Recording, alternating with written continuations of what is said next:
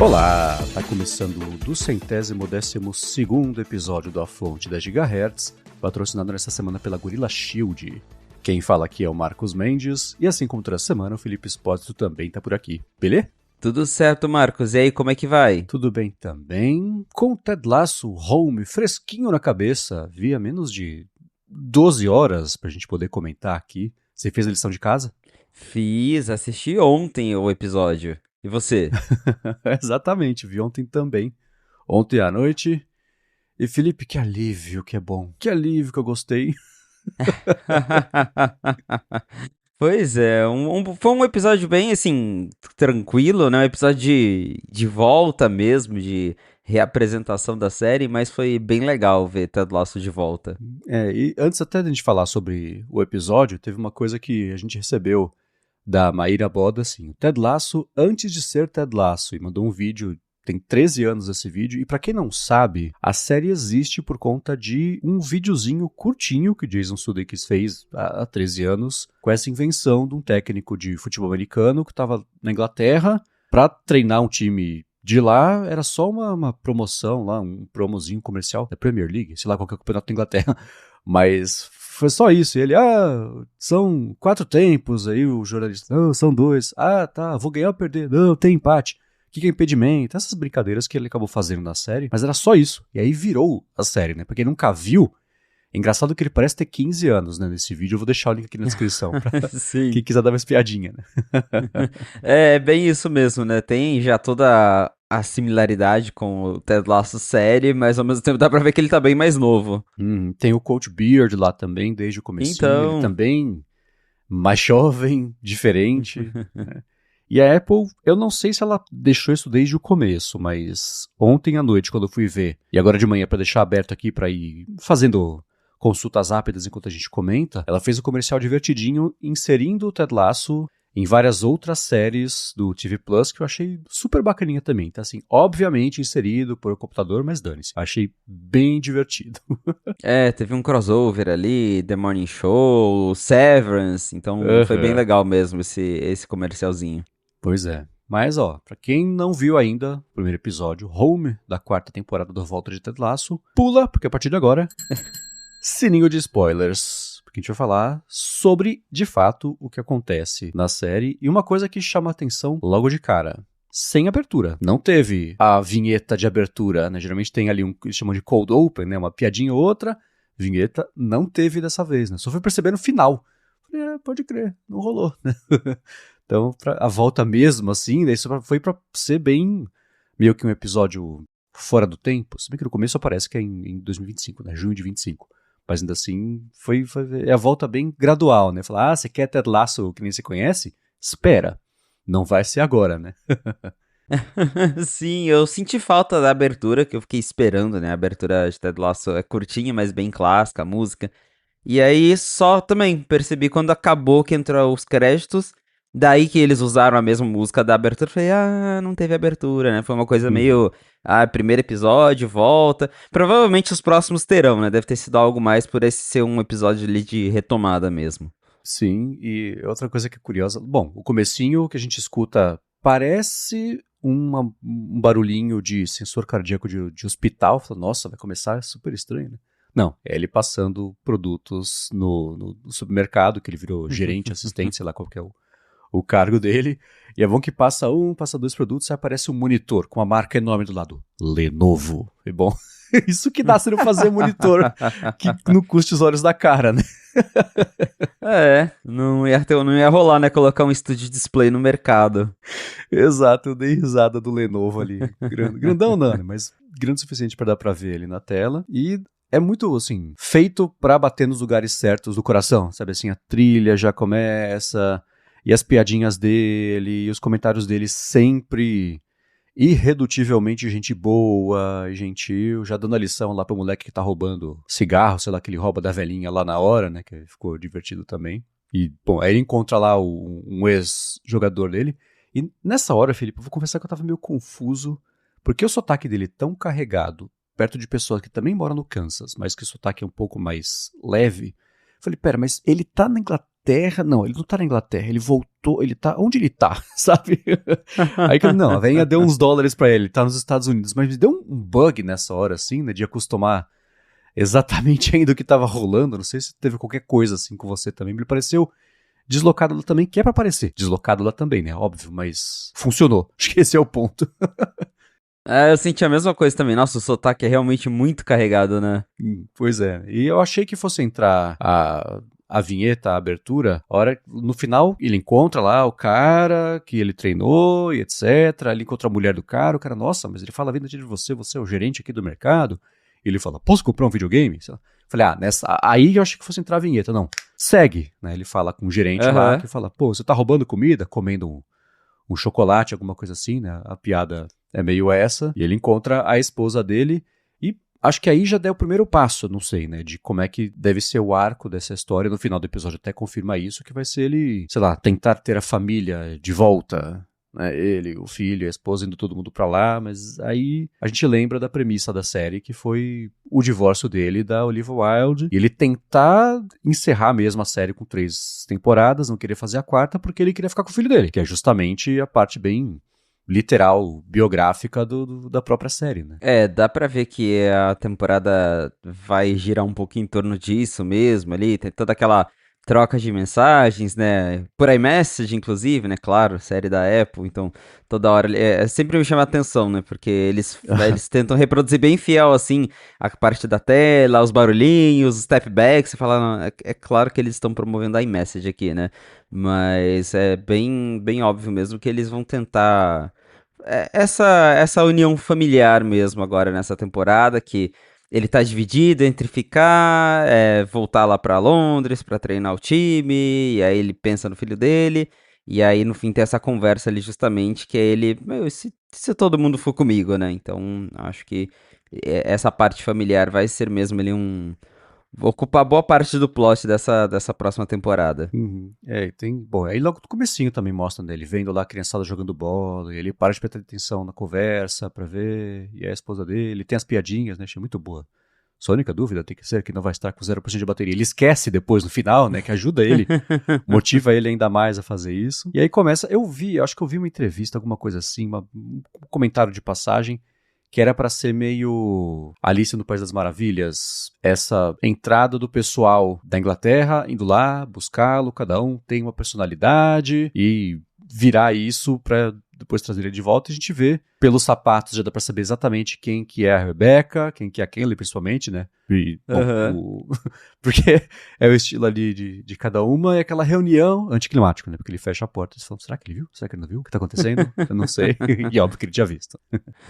Essa parte foi muito legal também, dele chegando, o close nos sapatinhos de cada um, ele fechando a porta, foi uma cena muito boa mesmo. E aí, bom, aí tem a cena que foi a que a gente tinha visto quando confirmou o começo da filmagem da 4ª temporada, que eram os 4 sentados em um booth de restaurante, e é justamente essa cena, né? E tem o gag recorrente no episódio inteiro da Rebecca se sujando com molho, porque ela vai comer as coisas com molho. Eu adoro esse tipo de coisa, assim. Quem escreve roteiro de série em especial, mas de comédia, de ficar, não, precisa ter uma coisinha a mais, ou um subtexto, ou alguma coisinha, então ela vai sempre se sujar. Eu falo, escuta, você vai sempre se sujar. Tá lá, saco, tá bom. Aí suja uma vez, não ficou bom, grava de novo, troca de roupa. Suja a segunda, a terceira. Sempre acho legal essas coisas desnecessárias, mas que dão um peso maior pra realidade de estar lá, né, num lugar diferente. Isso eu achei bem divertido. E de cara, dá pra ver que, assim, não perderam, o tempo não fez eles perderem nada do jeito rápido de conversar, de fazer, e o clima entre os 4 ali ainda se mantém bem parecido, né? A sensação é assim, que eu assisti ontem a temporada anterior e já comecei agora uma próxima, que não teve esse intervalo tão grande que a gente ficou esperando, né? Dá essa impressão mesmo de que tudo teve uma continuidade muito rápida, né? Mesmo tendo um intervalo bem grande ali entre as temporadas. Sim, e mostra até pra reforçar o personagem de cada um, pra lembrar um pouquinho as pessoas, né? E você, Rebecca? Tô na lua de mel ainda, com meu maridão holandês, e aquele que só sabe falar de trabalho, ainda assim é trabalho, vai falar do Arkent, separou, mas sabe quem separou? Ah, não sei, então vamos ver, tá, não sei o que lá. E o Higgins, acho que ele, não lembro, acho que ele... A piada também foi mais da costela, que o Ted Lasso eu achei ótimo. Peguei você mid-rib, pegou no meio da costela. Fala já, deve falar da família dele, né, que é o que tinha ali de traço de personalidade dele, e já botam lá na cara. Ele já saca o que é, né, mas filhão, o que você acha de voltar, hein? Já dá pra ver que ele não tem a coragem de falar na hora ali que ele não quer, mas que ele tá dividido. Quer dizer, não quer não, mas que ele acha que não poderia por conta da família, né? Exatamente. Essa cena também foi muito boa. O episódio, novamente, em geral, eu gostei bastante. Foi tranquilo, divertido, bem já aquele clima Ted Lasso mesmo que a gente esperava. Eu também tinha medo de, a gente achava que a série tinha acabado, aí agora volta e tal, de não ser uma coisa tão legal. Mas foi bom, deu pra matar a saudade, assim, aquele quentinho de Ted Lasso mesmo. Sim, e tem uma participação, acho que dá pra chamar de participação especial, que é da loja de roupas super chamativa, etc, que a Rebecca compra aquela jaqueta que tem um dragão nas costas, que a dona da loja é a Suzanne Cryer. Ela já fez um bilhão de coisas, mas ela fez The Good Place. Ela mora numa casa entre dois, não dar um spoiler, entre dois lugares, basicamente. E também, personagem super divertida, assim, não dá pra imaginar outra pessoa fazendo esse personagem, sabe? Não vai ser recorrente, porque a série deve agora mudar completamente lá pra Londres, né? Mas ainda assim, legal que ela participou, porque ela é uma atriz super divertida, engraçada. Foi bacana a participação dela. Mas não tivemos, sim. E eu adoro episódio anticlímax, sabe? Quando, pra quebrar a expectativa, eu falo, não, você quer ver, quer matar a saudade, você vai esperar. Eu vou dizer a hora de você estar de volta onde você conhece. No finalzinho tem um momento saudade, né? Porque mostra a May, que é a dona do pub. Isso, acho que é meio mesmo. E ela, que nem a capa do álbum do Johnny Cash, né? Mostrando o dedo ali.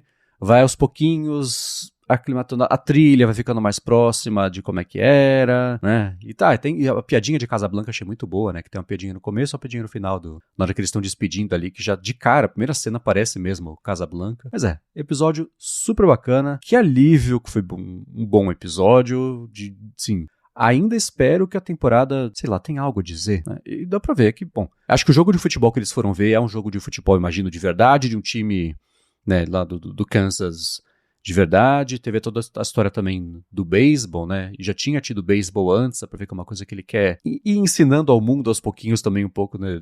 Eu vou ter que aprender sobre futebol, o técnico da série. Vocês, plateia, vocês, audiência, vão ter que aprender um pouquinho sobre os esportes que eu gosto também, né? De beisebol, etc.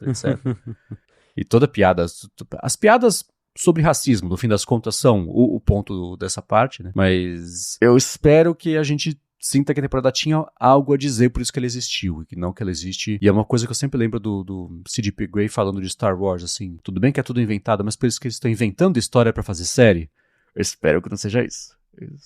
Mas eu gostei. Exato. Foi uma boa volta, um alívio. Que foi bom, que foi divertido. E foi isso, parece que é um episódio que é um documentário e não um episódio, sabe? Acho que por ser lá em Kansas foi bem curioso, mas muito positivo. Gostei bastante. É diferente, né, ver eles fora ali do ambiente que a gente tá acostumado a ver, mas acredito que logo mais já voltaremos a ver eles lá em Londres.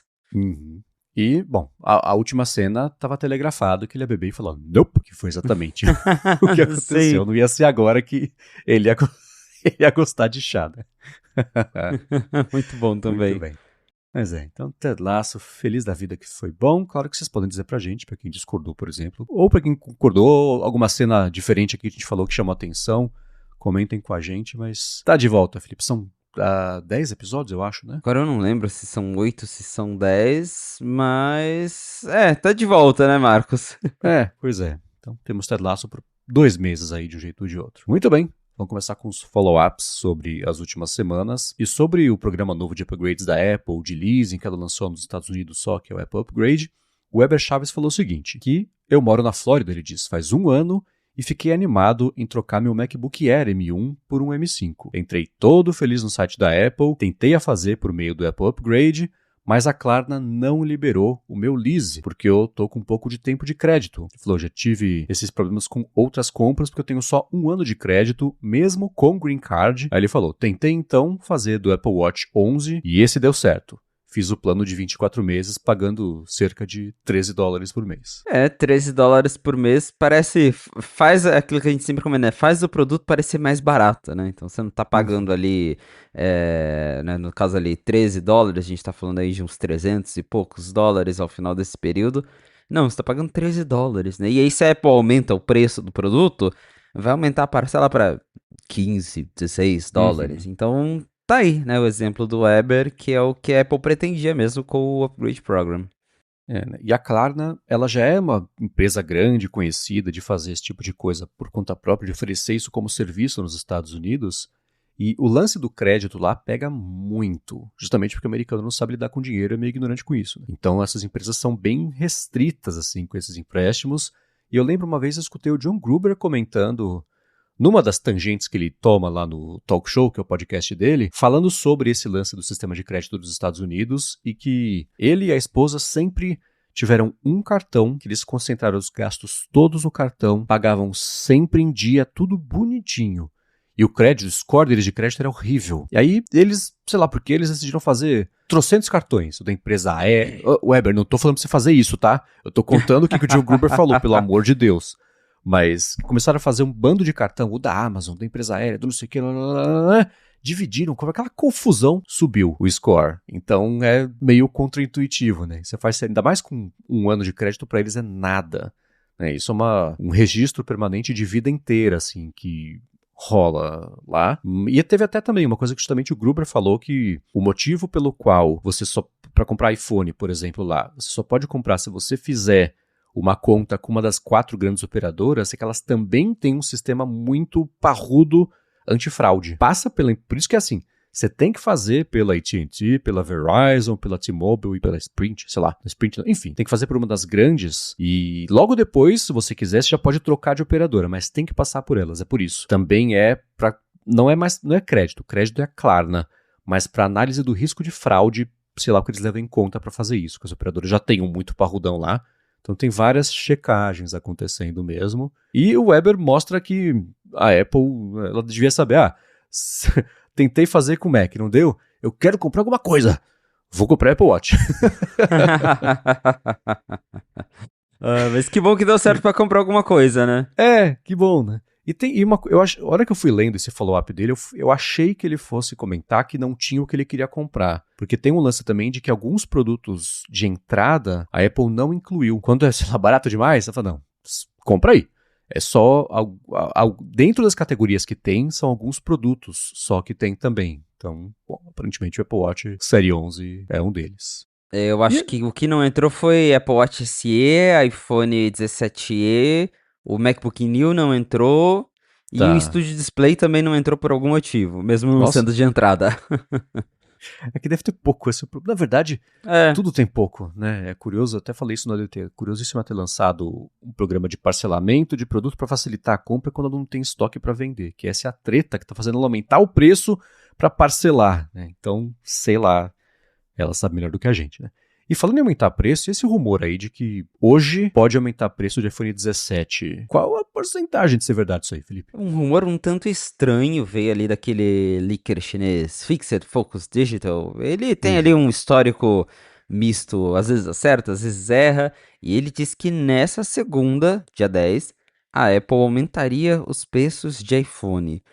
Eu acho um tanto estranho, ainda mais que falta menos de um mês pro evento da Apple de setembro, então a essa altura eu não sei se faria sentido pra Apple aumentar preço de iPhone, sendo que já teve aquele aumento de Mac, iPad mês passado e teria sido um timing bem melhor pra aumentar do que agora.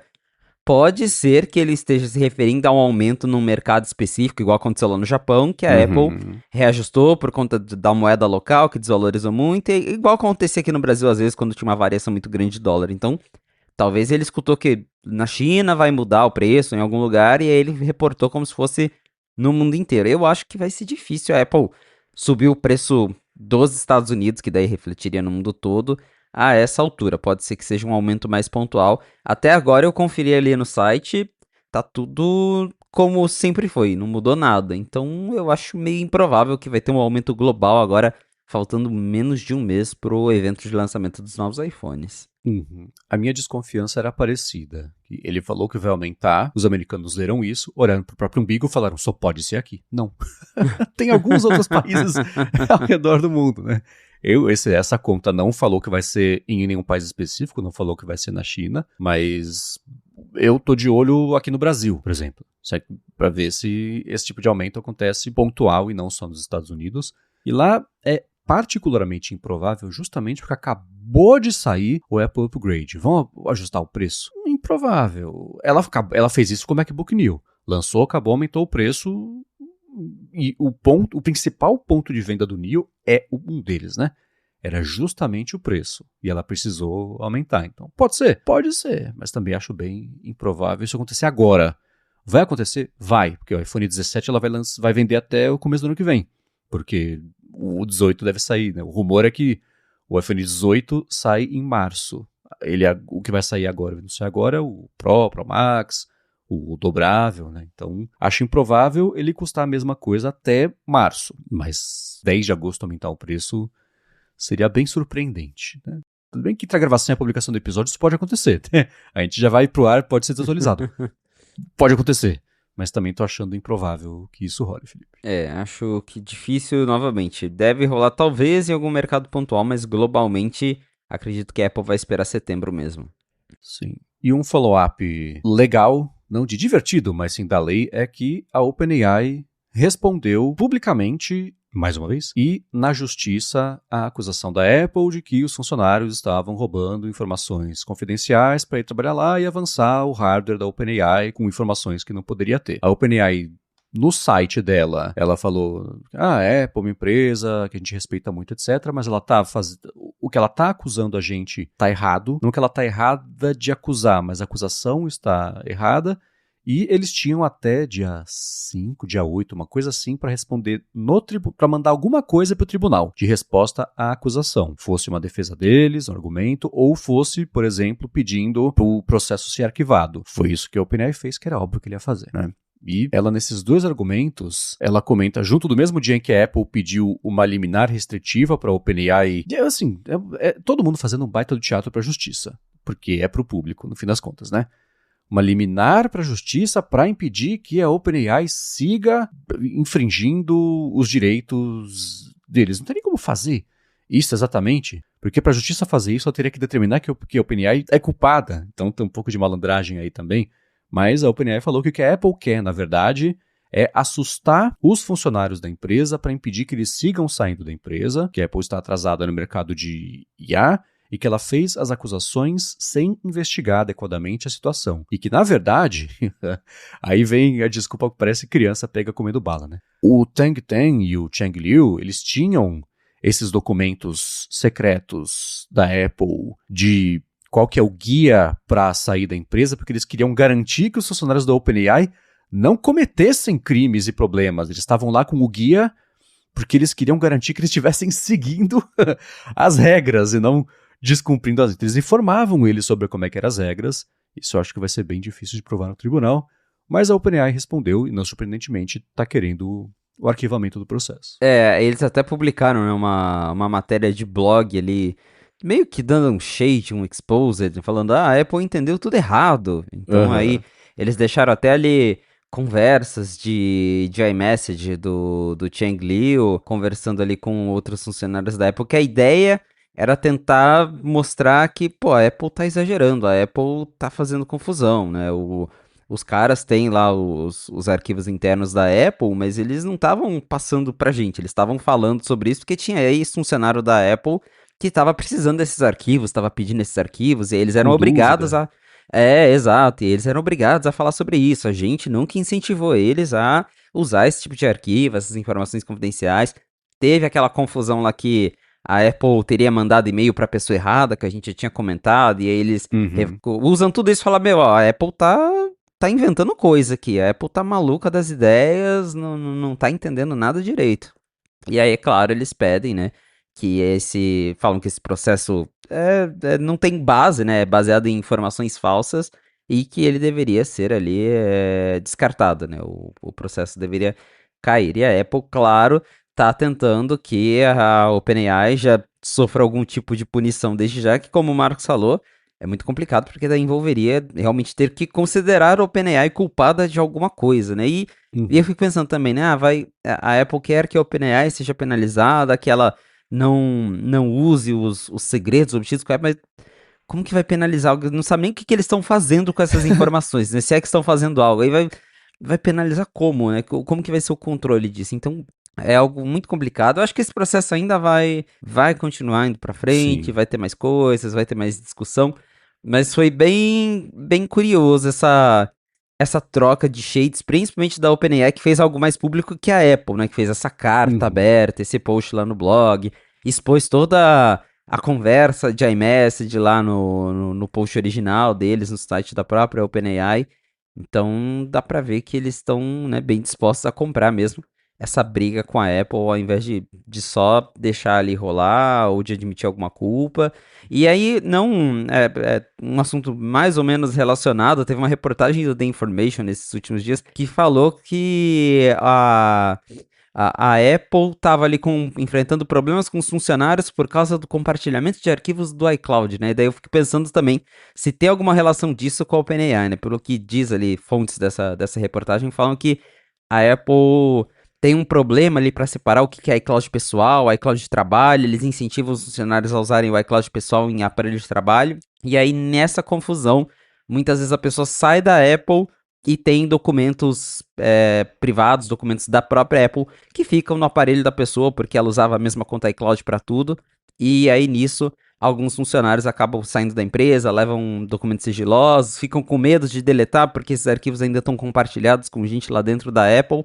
Então é até curioso ver essa reportagem no meio dessa briga aí com a OpenAI, que envolve justamente, né, uma parte ali deles falando que é porque os funcionários eles estavam com documentos que a Apple ainda precisava até hoje, e eles estavam pedindo essas informações, né? Então me pergunto também se essa reportagem vai acabar servindo ali, né, de base no meio desse processo todo.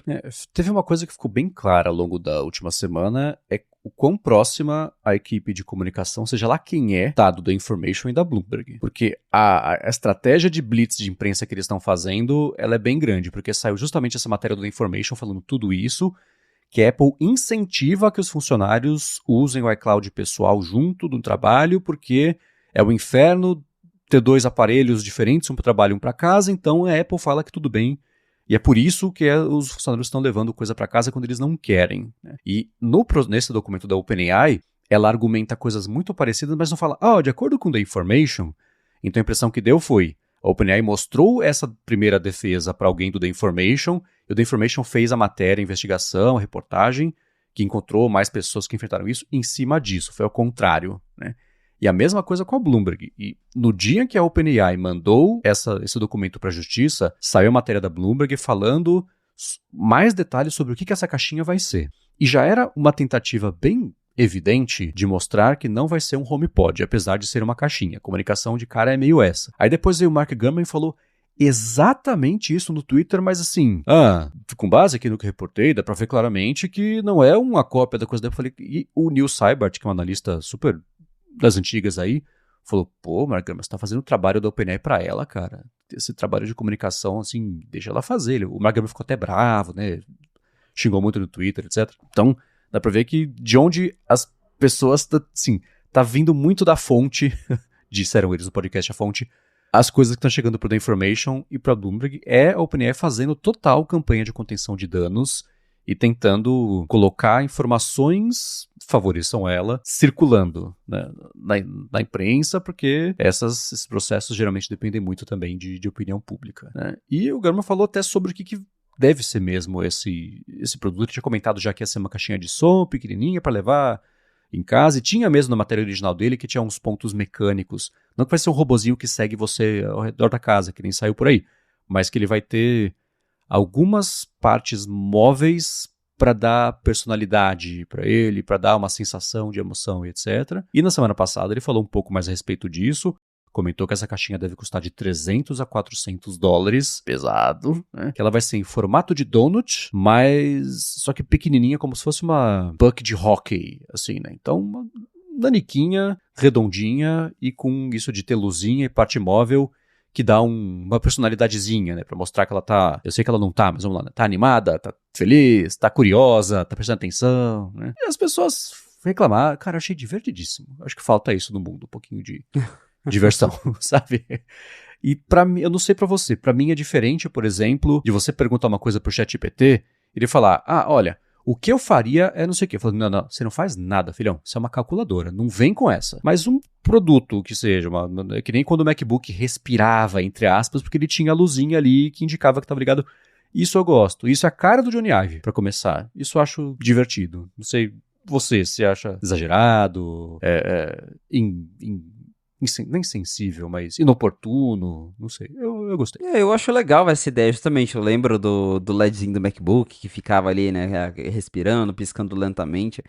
Traz uma certa, não é bem isso, mas uma certa humanização ali pro produto, né, deixa ele menos super tecnológico, futurista e coloca uma coisa mais sutil, que deixa ele mais alegrinho, mais divertido, então acho bacana. Ao mesmo tempo eu fico curioso com o formato, com o conceito, porque a gente escuta muita coisa, né, então agora a gente sabe que é uma caixinha de som no formato de um donut que tem câmera, mas que é uma coisa que é feita para você levar com você, né? Não é algo para Uhum. você deixar na tomada, por exemplo, tal qual um HomePod. Então, me pergunto, eu fico pensando aquele exercício mental comigo, mas é tipo, será que eu andaria com uma caixinha de som no bolso por aí para eu ficar conversando com ela na rua?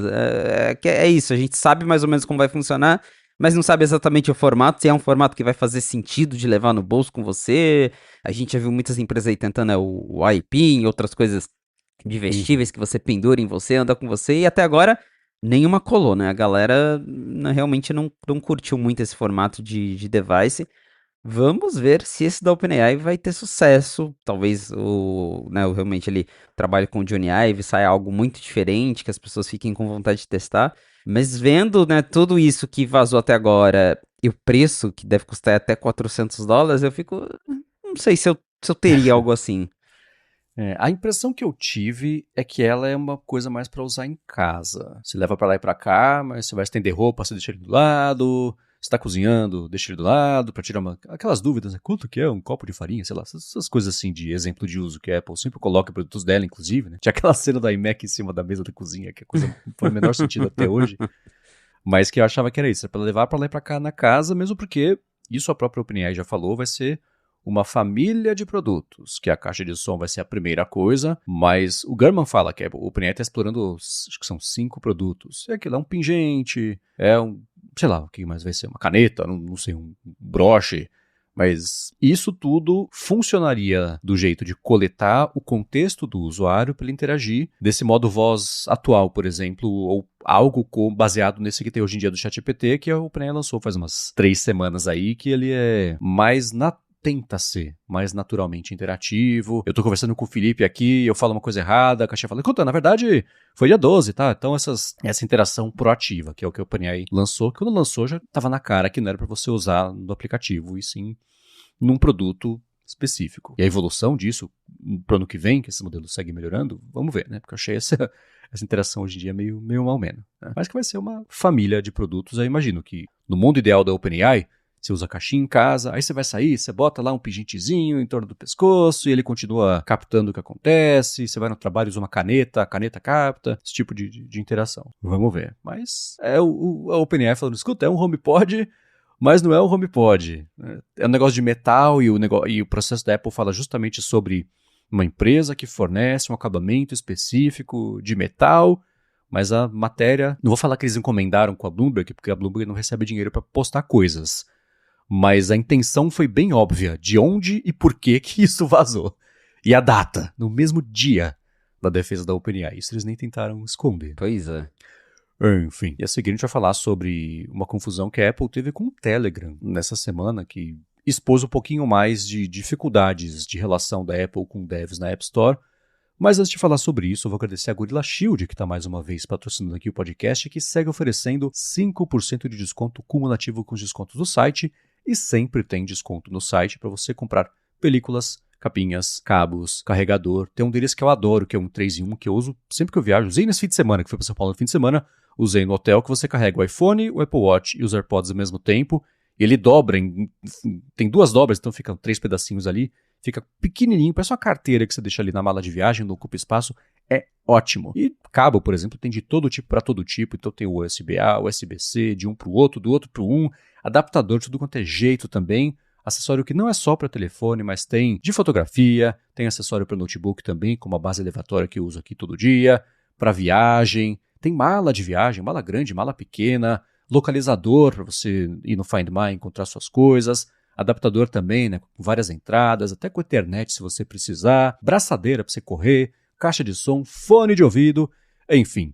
Vai em gorillashield.com.br, usa o cupom GHZ no checkout e você ganha 5% de desconto cumulativo com os descontos do site, link na descrição para facilitar. Muito obrigado a Gorilla Shield pelo patrocínio de mais esse episódio do podcast e pelo apoio a toda a Gigahertz. Valeu, Gorilla Shield. Valeu e vamos lá. Na semana passada, terça-feira, quarta-feira, sei lá quando foi, madrugada, comecinho da noite, na verdade, some o Telegram da App Store. Começa a viralizar que o Telegram tinha desaparecido só da App Store, na Play Store ele continuava e não tinha ainda certeza se era ao redor do mundo, se não era. Acabou que era. Ficou aí uns 40, 50 minutos de mistério do porquê que o Telegram tinha sumido e no mesmo dia, horas antes, o Telegram, ele tem uma conta do Twitter que é toda engraçadona, tenta ser meio politicamente incorreta e chocante e viralizar com uns posts, né, falando, nossa, uma empresa postaria isso. Ele tinha acabado de postar sobre o Jeffrey Epstein, a treta do Trump lá, aí some o Telegram do ar e fala, pronto, né, o Trump mandou tirar, aí também, não, na verdade o Telegram saiu porque tinham descoberto faz uns dias que ele estava usando uma API privada do iOS para mostrar o picker de emoji animado, então deve ter sido isso, porque não pode usar a API privada. Ficou aquele bando de rumor sobre o que foi. Aí ele voltou. Quando ele voltou, tanto a Apple quanto o Telegram começaram a entrar em contato com a imprensa, mandaram e-mail, por exemplo, para mim, porque eu tinha escrito sobre isso, né? Falando que, primeiro veio a Apple falando que eles tinham removido brevemente o Telegram da App Store, depois que o review deles encontrou conteúdos que violavam as regras estritas, a Apple fez questão de reforçar, que proíbem conteúdo de abuso infantil. Que o aplicativo foi depois colocado de volta na App Store, quando o Telegram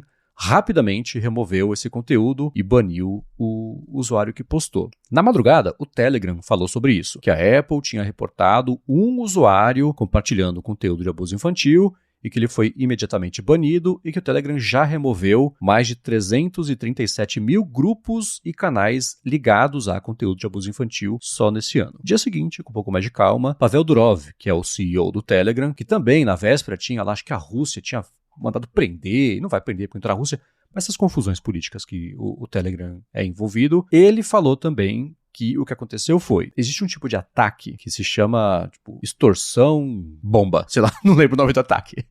Existe um conteúdo que tá lá num canal faz tempo, faz um ano. Alguém vai lá, quem postou esse conteúdo, vai lá no canal e edita esse conteúdo pra colocar alguma coisa proibida. Pirataria, conteúdo de nudez, abuso infantil. Ele fala pro dono do canal, se você não me pagar, eu vou reportar o canal como de abuso pra plataforma e o seu canal vai ser banido. Ou então, fala pra plataforma, eu vou reportar você pra Apple e a plataforma inteira vai ser banida, então me paga. E, de acordo com o Pavel Durov, o CEO do Telegram, foi isso o que aconteceu e que a Apple tirou o Telegram do ar antes de até falar com o Telegram sobre o que estava acontecendo. Ela tirou do ar no mundo inteiro, depois falou, Telegram, tirei você do ar por causa disso. Tira esse negócio. O Telegram tirou, a Apple comprovou e ela voltou. E o Pavel Durov falou, então, desenvolvedores, quem tem plataforma social, de comunidade, cuidado. Deu uma cutucada na App Store, falou que a Apple não tem condição de lidar com isso, por isso que ela fez isso desse jeito estabanado, mas que foi esse o motivo pelo qual, e a Apple não publicou nada depois, então deve ter sido alguma coisa bem próxima disso mesmo. E reforçou sei lá, a narrativa, toda a conversa a respeito da estrutura que a App Store tem, ou não tem, talvez, hoje em dia, para lidar com tanto de caso de uso e de abuso, né, que tem na plataforma. A relação da Apple com o Telegram já é meio conturbada, várias vezes já aconteceu da Apple não necessariamente remover, mas demorar para aprovar update, daí o Pavel Durov vai lá e reclama, fala que App Store, que eles são, né, marcados pela Apple. Já teve alguns casos de updates do Telegram que demoraram muito para serem liberados, que a Apple também ficou meio ali em cima, rejeitou o update, então não é de agora que eles têm essa mini tretinha ali envolvendo o aplicativo deles. E essa história tem dois lados, né? Porque realmente o lado da Apple de ter ele removido primeiro e aí depois que foi conversar. E aí o Telegram também não é nenhum santo, que eles falam que nós removemos tantos conteúdos do nosso, da nossa plataforma. Mas quem tá envolvido aí, né, quem usa muito o Telegram, quem conhece a plataforma, sabe que ali é muito fácil de encontrar vários canais de distribuição de pirataria, e, entre outras mil coisas, e que a moderação é quase inexistente. Então, Telegram não é inocente, e ao mesmo tempo eu falo, tá, Apple, beleza, você baniu o Telegram por causa de conteúdo de abuso infantil. Eu já perdi as contas de quantas vezes eu abri o X e o primeiro vídeo que me apareceu, sei lá, alguém levando um tiro. Umas coisas Uhum. assim, gores pesados, e eu penso, tá, por que que o X pode, por que que o X não é banido? Ou no máximo, né, falar, Elon Musk, por favor, né, faça alguma coisa. E aí o Telegram, olha só como nós cuidamos da App Store. Então, uma coisa meio seletiva, né? Então, tem esses dois lados. O Telegram não é santo e a Apple também escolhe muito quais brigas ela vai comprar e quais ela vai passar pano. Então, acho que tem esses dois lados da história. Teve, acho que foi o The Verge que falou assim, por que que o Telegram é banido, mas o Twitter não, né? Justamente por conta disso também teve todo o lance do Grok, que até hoje ele é meio... Bom, é de propósito, né? É meio complicado, eu vou usar esse eufemismo. E o Telegram já tinha sido banido algumas vezes, não na verdade por conta disso também. E aí isso que deixou eles queimados com a Apple, por isso que a Apple já tirou do ar e depois perguntou, né? Preparar, atirar, apontar, né? Mas teve aqui no Brasil, já em país, na China, com outros mensageiros, mas ainda assim, na China acho que ele segue banido até hoje, inclusive. Então está certo em lembrar que essa história do Telegram com a Apple, ela já é bem fractada. Não sei se existe esse termo, mas vocês entenderam. Né? Então, isso só aponta como é inconsistente mesmo as regras da App Store, especialmente quando o caso é o Twitter. Mas a gente sabe que a Apple tirar o Twitter do ar seria comprar briga com o governo Trump, porque o Musk voltou a ser chegado lá com o governo, então a Apple não quer cutucar esse vespeiro, que é de uma covardia tremenda, né? Porque regra tinha que ser regra, né? Mas o Telegram também fala, né? A gente nesse ano já tirou aqui 400 mil problemas. Você não tá vendo que isso é um problema também? Que você precisa de fazer alguma coisa para resolver essa chegada. Por que essa plataforma é tão usada para isso? Acho que deveria ter alguma coisa aí, né? Uma terapia poderia ajudar. Então tem isso também, né? Essa transparência dele, certeza que toda plataforma passa por isso. Óbvio. O Orkut acabou porque ele era um paraíso, que não é um paraíso, mas vocês entenderam, de conteúdo de abuso infantil também. Enfim. Na semana passada também teve um negócio lá a confiança no sistema da App Store, da revisão principalmente. Ela é tão baixa que alguém acusa, fala rapidinho que está sendo injustiçado, a gente já tende a acreditar. Teve um caso no fim de semana do John Gruber, que até publicou uma errata no site dele depois, que um desenvolvedor publicou um app de astronomia, a Apple rejeitou como se fosse de astrologia, porque não pode astrologia, porque já tem muito app de tarô, sei lá, e no fim das contas o dev tinha tentado um app, não deu certo, ele trocou o app. Mas o ponto é, a confiança na App Store anda tão baixa mesmo que a gente já parte da premissa de que eles estão errados. E nesse caso do Telegram, eles estavam certos de remover, mas evidenciou a inconsistência de quando eles não removem, especialmente quando o caso é o Twitter, né? Mas detalhes e links aqui na descrição. Felipe, tá chegando, hein? Tá chegando, hein, Marcos? Só como eu acabei de comentar, falta menos de um mês para o possível evento da Apple, né? Então, o evento deve rolar ali dia 8, 9 de setembro, então menos de um mês, caramba, né? Como passou rápido. Uhum. Tem essa história de que nesse ano vai ser na quarta-feira mesmo o evento, dia 9 de setembro, porque tem um feriado nos Estados Unidos que ia fazer blá blá blá blá. Tem essas matemáticas do dizer que geralmente seria numa terça-feira, mas como na segunda-feira, que é 7 de setembro, curioso, né? Mas vai ser feriado lá por algum motivo também. Aí o evento aconteceria na quarta-feira, dia 9 de setembro. E, como a gente até comentou agora há pouquinho, deve ser do anúncio do iPhone, que estão chamando de iPhone Ultra, que eu não tô ainda convencido de que esse vai ser o nome, Felipe. Eu sei que você até falou sobre isso, mas é tão estranho ainda, sabe? Não sei. Que seria o dobrável. Né, e que a Apple já está super confiante no dobrável, que ela está já, óbvio, né, tá preparando a próxima versão, a versão seguinte, até o iPhone Ultra 3 ela já estaria preparando, que vai ter até uma tela maior, que foi uma coisa que o Gurman reportou aí nesse último fim de semana, e que teve uma confusão sobre se o evento vai ser ao vivo, se não vai, porque a Apple está fazendo uma loteria com os funcionários, para levar os funcionários para Cupertino para poder ajudar no dia do evento lá no Apple Park. E aí muita gente falou, nossa, então quer dizer que vai ser ao vivo o evento, que bom, olha lá.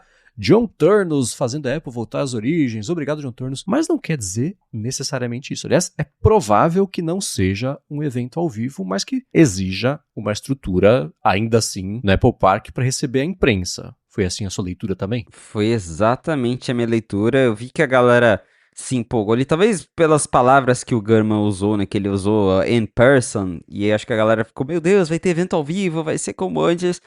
E, assim, em tese, os eventos que a Apple tem feito, né, exceto aqueles durante a pandemia, eles são in person. Eles levam jornalistas lá, eles vão pro Apple Park e eles assistem ao mesmo vídeo gravado que a gente assiste aqui de casa. É isso. Então, em tese, tem um evento in person. Depois que acaba o evento gravado, eles vão lá, tem área de hands-on. Então, eu acho que o Gurman estava se referindo a isso mesmo, né, que a Apple tá chamando funcionários pra... Vai ter rolar tipo um sorteio ali, tipo, ó, você foi escolhido pra trabalhar no evento da Apple em setembro. E ela vai levar alguns funcionários pra participar ali desse evento, ajudar em toda essa estrutura da área de hands-on, receber os convidados, mas não quer dizer que a keynote vai ser ao vivo, que eu duvido muito. Eu adoraria que nós voltássemos para os eventos ao vivo. Adoraria. Espero até que em algum dia, talvez daqui um tempo, com o Thanos, pode ser que a gente veja alguma mudança. Mas eu duvido muito que a gente vai ter agora já um evento ao vivo nos moldes antigos. Muito provavelmente vai ser tudo gravado mesmo. E esse evento in person que o Gurman falou é mais só ali a parte de recepção do jornalista, da imprensa, dos influencers que estarão cobrindo esse evento. Então eu não contaria com a possibilidade de um evento totalmente ao vivo. Também a minha leitura é essa. E o evento sendo... Bom, ele deve ser nessa semana mesmo, do dia 7, 8, 9, por aí. Se for, quando que a gente pode esperar a Apple enviar um convite, você acha? Geralmente os convites eles estão saindo ali 1, 2 semanas antes da data do evento, né? Então, se a gente tá falando ali de dia 8, 9, talvez no finalzinho de agosto ali, dia 31 de agosto, dia 1º de setembro, pode ser que já role um convite ali, confirmando o evento mesmo para a segunda semana de setembro. Mas a data provavelmente vai ser essa mesmo ali, 8, 9 de setembro evento, aí no final de semana começa a pré-venda dos novos iPhones, ali por volta do dia 14 lança o iOS 27 para todo mundo, e aí por volta ali da sexta-feira, dia 18 de setembro, começa a venda dos novos iPhones, pelo menos de algum deles, né? Porque tem aqueles rumores que o dobrável vai chegar depois, vai começar a vender depois, mas pelo menos os modelos Pro devem começar a ser vendidos ali já por volta do dia 18 de setembro. Sim, você falou dia 31, talvez dia 1º, lembrando que dia 31 é o último dia do Tim Cook como CEO da Apple, dia 1º é o primeiro dia de John Turnus no cargo de CEO da Apple. Né?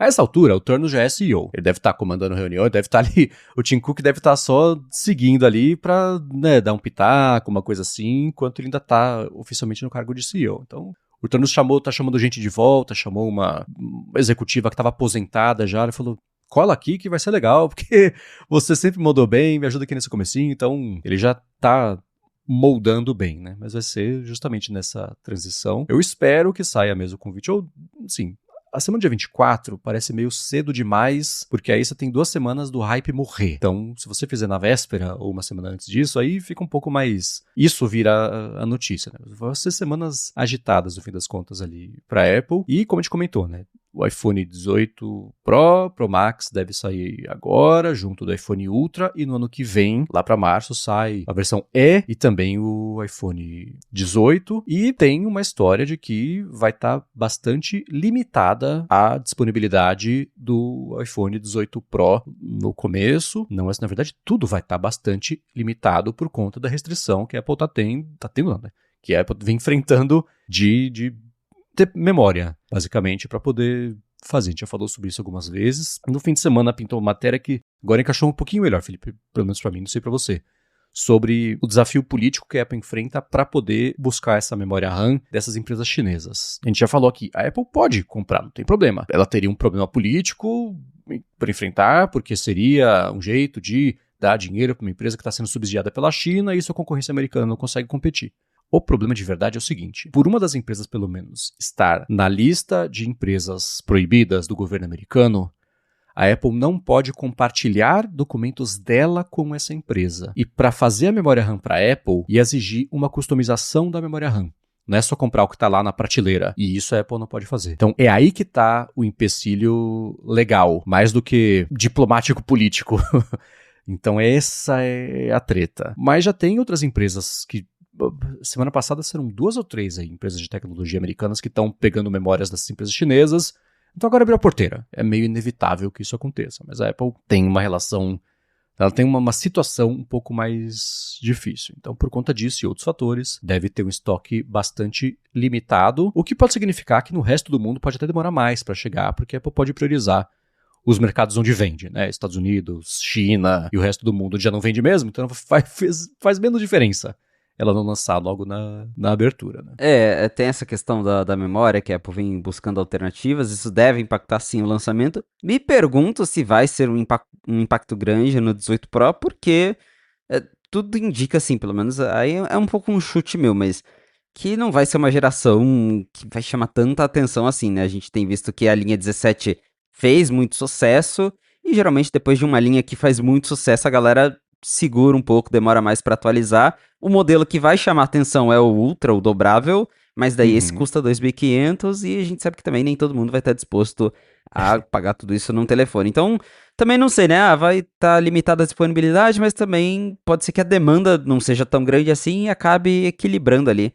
um pouco as coisas e não faça tanta diferença assim ali no final. Mas tem essa possibilidade sim de ser um pouco difícil de conseguir comprar os novos iPhones, pelo menos aqui nessa janela de lançamento, né, setembro, outubro, agora já com os novos modelos. Mas eu acho que o Ultra, esse sim, além de ser caro, deve ser bem limitado. A galera que for comprar vai ter pouquíssimas unidades e aí vai ser bem mais difícil de conseguir um já no lançamento. Agora o Pro, vamos ver o que vai acontecer, mas eu não apostaria assim que vai ser impossível de comprar um iPhone 18 Pro. Deve ser aquela coisa de logo depois que coloca a venda já escorrega para 2, 3 semanas, para um mês e fica limitado até o Natal. E no Natal é para dar um jeito de ter para todo mundo que quiser comprar Papai Noel dar de presente. Então deve ser o que já aconteceu em outros anos. Eu tava até pensando, não lembro qual produto que eu tava pensando sobre a métrica de sucesso é vender, para Apple pelo menos, é vender tudo que ela consiga fabricar para sempre,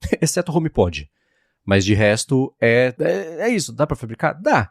Vai vender tudo sempre? Não, então não precisa fazer. Vai vender tudo sempre? Sim. Então faz, que é isso que a gente vai fazer. E saiu até no 95 Mac, fizeram uma enquete para ver o interesse das pessoas. Ei, você vai comprar o iPhone 18 Pro, o 18 Pro Max ou o dobrável? Cara, me surpreendeu. Quase 50% das pessoas responderam que vão comprar o dobrável. Que eles pretendem, que eles querem. Na hora mesmo de abrir a carteira é outra coisa, né? Mas foi assim, 46% vão comprar o dobrável, 24% vão comprar o Pro Max, 16% vão comprar o Pro, e aí teve outros que deu 12%, que deve ser o pessoal que não vai comprar nada, ou que vai comprar o E no ano que vem, ou que vai esperar para comprar o 18. Mas eu fiquei surpreso, Felipe. Metade interessada no Pro, achei que seria menos. É o que você falou, né? Isso até a hora de ter que abrir a carteira, porque a gente ainda não sabe exatamente quanto vai custar, mas que vai custar bem mais caro. Então, é claro que entusiastas de tecnologia, a tendência é eles quererem um modelo mais diferentão, né? E esse ano o diferentão vai ser o dobrável, então acho que vai ter uma demanda inicial muito grande para esse dobrável mesmo ali, apesar do preço bem mais caro. Mas ao longo prazo, pensando na vasta maioria dos usuários, né, as pessoas comuns, talvez não seja o modelo mais popular por conta do preço dele. Então vamos ver como é que vai ser, mas é curioso ver como tem um interesse muito grande. Eu percebi isso desde o evento da Samsung, quando eles lançaram o Galaxy novo lá no formatinho passaporte.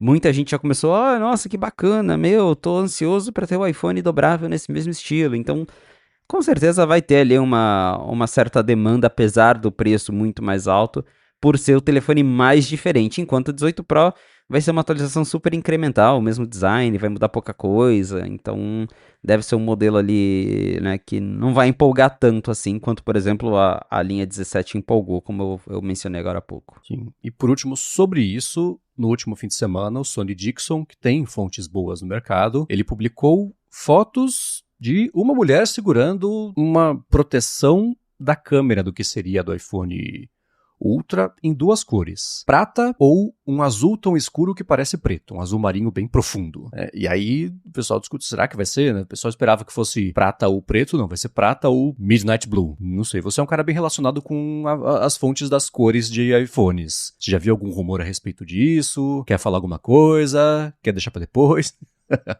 Eu acho que é isso mesmo, tanto que lá na matéria quando eu publiquei as cores do iPhone 18 Pro, no finalzinho eu comento lá que possivelmente o iPhone Ultra, o dobrável que seja, ele teria ali um modelo que seria branco ou prata, né, uma dessas cores mais claras, e ao invés de preto ele teria uma cor mais azulada, então vendo agora essas imagens que o Sony Dixon postou, faz muito sentido e eu acho que vai ser isso mesmo, vai ter um modelo prata, e aí vai ter um modelo azul escuro, não vai ter modelo preto, nem modelo colorido, serão só essas 2 opções de cores mesmo, que tá até alinhado com o que a Apple geralmente faz com esses produtos muito caros, né? O iPhone 10, quando foi lançado, era só preto e branco, né? MacBook Pro, preto e branco, iPad Pro também, mesma coisa. Então, né, eu não esperaria que o iPhone Ultra esteja disponível em, sei lá, verde, vermelho, ela vai deixar as cores mais divertidas para outros produtos mesmo. Beleza. E pra finalizar o episódio, neste evento também, a gente nem lembra, né? Mas vai ter Apple Watch. O Pois Mark é. Gurman, no fim de semana, ele falou sobre o que a gente pode esperar desse evento, agora do mês que vem, e também do futuro da linha do Apple Watch. Para esse evento, sem grandes surpresas, Apple Watch Série 12 e Apple Watch Ultra 4. É muito estranho já ter o quarto Ultra, né? Assim, o Parece 2 que foi ontem, né? Exato, né? Exato. E que lá na frente a Apple já considerou, e que ele falou, acho improvável, mas a notícia vira, a Apple está pensando em lançar um Apple Watch redondo. Ele falou, cara, não. Eu disse que a Apple já considerou, mas que é improvável que ela faça isso, né? E que ela tem pensado, de uma forma ou de outra, em trazer um redesenho maior para refrescar um pouco ali o visual da linha, e que para esse ano, inclusive, ela pode já voltar com o Apple Watch de cerâmica, que é uma coisa que ela teve por um tempo, e junto ali do Jony Ive ter saído, ela já tirou de cerâmica, porque aparentemente não vendia tanto assim, e ela passou a se concentrar mais em aço inoxidável, titânio, alumínio, ouro também não, né? Dependendo ali do ano, mas que o de cerâmica pode voltar. Eu acho que o Apple Watch de cerâmica tinha seus fãs, realmente não era um modelo muito conhecido, eu mesmo nunca vi ninguém que eu conheço com um desses, mas eu sempre vejo na internet um pessoal falando, ai, que saudades, Apple Watch de cerâmica, e a Apple pode usar essa troca de materiais justamente como um fator atrativo para vender Apple Watch, porque a Apple Watch não é um produto que as pessoas ficam trocando com muita frequência, muita gente demora anos para trocar de Apple Watch, e deve ter a galera que, eu tenho meu Apple Watch de cerâmica e eu não vou trocar enquanto não tiver o novo. Da Apple, então esse é o ano que você vai comprar o Apple Watch de cerâmica. Aí daí descontinua depois, volta daqui tantos anos, fica nessa troca de cores, né, tons, e isso acaba ali fazendo as pessoas trocarem, já que não vai mudar o design, muda o material, traz novas pulseiras, que é algo que, né, novamente, a Apple faz desde o início do Apple Watch, sempre tem essas mudanças, mas interessante ver que o modelo de cerâmica é uma das opções para esse ano, já que o design vai ser o mesmo. E aí o Gurman falou que a Apple vem estudando novos formatos, vem até olhando ali para opções que seriam talvez até mais baratas, com uma tela mais simples, ou até sem tela, né, aquelas pulseiras fitness. Mas é isso, é tudo especulação de que ele ouviu que a Apple lá dentro tá testando, né? Como eu sempre brinco, é óbvio que a Apple tá testando. A Apple testa tudo, né? Se isso vai virar um produto, é outra história. E pelo que ele fala, não tem nem sinal que isso vai virar um produto. É realmente assim, que ele ouviu que alguém de lá de dentro que a Apple tá explorando diferentes modelos de Apple Watch para ver se um dia ela lança alguma coisa diferente. Mas que por hora, o Apple Watch vai continuar igual como sempre. E você tem interesse em trocar de Apple Watch no futuro próximo? Cara, não. O Apple Watch, até, né, escrevi aquela matéria esses tempos sobre como o Apple Watch, pra mim, ele é o que ele é hoje, tá bom desse jeito. O meu é o Series 10 e, assim, eu não sinto nenhuma necessidade de trocar ele agora. O 11 não mudou quase nada. Pelo que a gente tá vendo de rumor, a menos que tenha um recurso muito diferente, algum sensor novo de saúde, o 12 parece que vai ser bem igual, então também não teria muito interesse em mudar. Acho que eu só vou trocar a bateria do meu mesmo. Eu tenho Apple Care Plus, então troca a bateria e ele aguenta aí mais 1, 2 anos, quem sabe, até uma mudança maior. Ainda mais que eu gosto de comprar os modelos de aço, né? Então eles são mais caros. Aí não dá pra ficar trocando sempre. Mas é isso, Apple Watch é um produto que hoje eu vejo zero necessidade de trocar com uma frequência. Antigamente eu até trocava mais, né? Acho que tinham mudanças mais significativas a cada geração. Aí depois ali do Series 4, as mudanças começaram a ser mais sutis e eu também vou segurando ali a troca. Eu tenho vários amigos que ainda usam Apple Watch Series 3 até hoje. O negócio foi descontinuado, já não sei faz quanto tempo. E assim, pra eles, continua monitorando o exercício, continua mandando notificação, tá ótimo, né? Não tem pra que trocar. Então acho que pra muita gente é isso, né? O Apple Watch não é um produto que, igual o iPhone, que tem essa necessidade de, preciso ter um modelo mais novo pra ter tal recurso. A galera não liga muito pra essa parte. Apple Watch, iPad e Apple TV, eles enfrentam esse mesmo problema, porque o funcionamento básico já é o benefício. Não é... Tudo bem que iPhone daria para dizer a mesma coisa, mas as melhorias de câmera e de bateria, que geralmente acontece ano após ano, isso ainda é uma ideia muito sedutora para muita gente, né? E os próprios aplicativos passam a tirar mais proveito do hardware quanto mais hardware tem. Esse teto vai aumentando, eles vão alcançando. Apple TV, a gente até vai... Quando vai ser Apple TV nova? Mas, cara, de verdade, pra quê? Né? O que saiu nas últimas duas? Depois que virou 4K, pronto! Aí tem o Dolby Atmos, tem o Dolby Vision, tem o... São melhorias satélite por uma funcionalidade que já faz muito bem ali, né? iPad, lembra o iPad 2, que por 10 anos foi o mais usado por empresas, porque era bom o suficiente e estava resolvido. Lembrando que o 2 ele tinha entrada 30 pinos, não era nem Lightning, né? Mesma coisa, né? E o Apple Watch é por aí também. Nos últimos anos, essas melhorias de sensores que a Apple veio colocando, não só de sensor, mas do hardware ser bom o suficiente para poder ter mais poderes interpretativos que os outros não tinham, para poder depois jogar o dado e botar uma IA por cima e fazer o reconhecimento de alguma outra coisa que a métrica do reporte anterior não tinha. Ainda assim, o benefício percebido disso não é tão grande. A gente viu o sensor, o oxímetro. Primeiro que ele era meio impreciso. Ele era impreciso de um jeito que a gente não está acostumado a ver a Apple lançar coisas imprecisas, né? Mas ela própria sabia que não era tão importante assim, por isso que lançou impreciso. Dá para contar essa história dos dois jeitos, né? Fez traço, ninguém sabe que tem, ninguém... O sensor de temperatura, a mesma coisa, né? Tenho certeza que para mulheres faz mais diferença, porque ajuda a acompanhar o ciclo menstrual, mas de resto não é uma coisa que você vê, nossa, eu preciso comprar porque tem esse sensor. Então, é um desafio que ela tem, convencer. A maioria das pessoas está usando o Apple Watch. Tanto que toda divulgação de relatório fiscal, o que a Apple fala sobre o Apple Watch? A maioria das pessoas que comprou um Apple Watch no último trimestre nunca tinha comprado, é nova para a plataforma, nunca tinha comprado o Apple Watch antes, porque, cara, upgrade é desafiador. Convencer a pessoa a trocar é só quando a bateria morre. E mesmo assim ela fala, vou gastar 200 conto para trocar a bateria, ou 3 mil para comprar o Apple Watch novo? O que tem de novo? Só isso? Vou trocar a bateria. Então, é desafiador convencer mesmo. Isso... sem dúvida alguma. Bom, digam pra gente se vocês comprariam um Apple Watch redondo, vocês pensam em comprar o Apple Watch, o novo que for sair, se vocês têm... Quem tem o Apple Watch mais antigo?